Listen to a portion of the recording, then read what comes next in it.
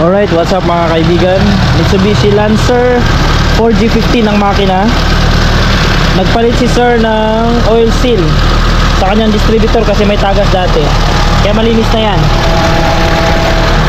Ngayon nung nagpalit, nawala sa timing. So ang concern lang nito, ito timing ko lang.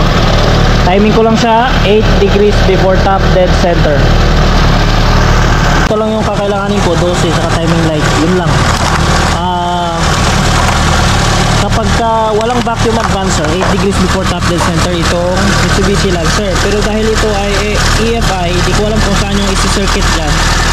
So para sure na lang tayo, gawin ko na lang siya na 13 to 15 degrees before top dead center. Ganun na lang gawin kong tono nito.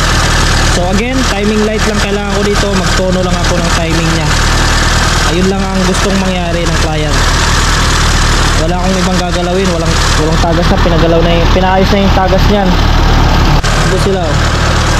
Ang napagawa niya ito, after na mapalitan ng oil seal, tapos naitip-timpla lang pakiramdaman. Nung biglaan daw nagpreno si sir, namatay kasi mababa daw yata masyado ang idle. Kaya tinaasan niya dyan. So ngayon ay aalamin natin yung timing niya. So yung gatla hindi ko makita. Hanapin ko pa yung gatla mga kaibigan. So far wala akong nakitang gatla dito eh.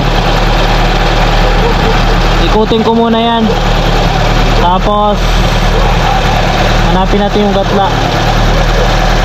Walang markings eh.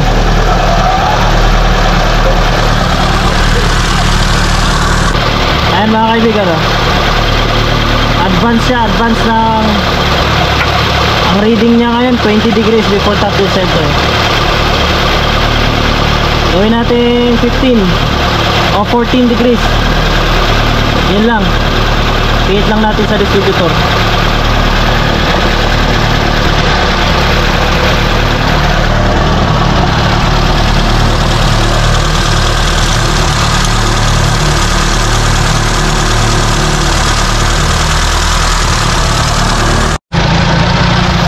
Ayan mga kaibigan, nagbigay tayo ng 13 degrees before top dead center. So yung pulley ay tumatapat po yan sa approximately 12 to 13 degrees before top dead center. Yan, EFI ito. Yun lang ginawa natin dito, timing lang. Nagpihit lang ako para mag-delay. Pinihit ko counterclockwise kasi kanina masyadong advance. May ano dito eh, may palatandaan. Yan o, yung white na yan, palatandaan doon, may gatla.